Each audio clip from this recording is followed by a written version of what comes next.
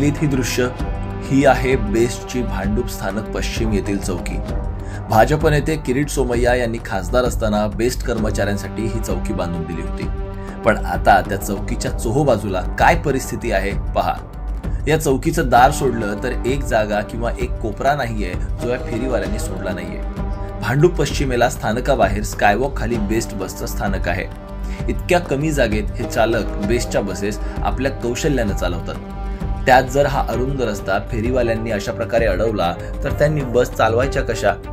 बस या स्थानकातून काढताना या फेरीवाल्यांसोबत अपघात झाला तर त्याला जबाबदार कोण? एस विभागांतर्गत हा परिसर येतो। कुठल्याही प्रकारची कारवाई या फेरीवाल्यांवर महापालिकेकडून केली जात नाही।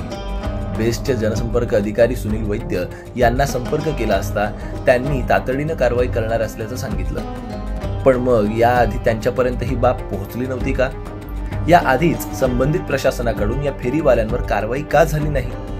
समजा भविष्यात ही कारवाई झालीच तर ती कायमस्वरूपी असेल याची शाश्वती पालिका प्रशासन देणार आहे का?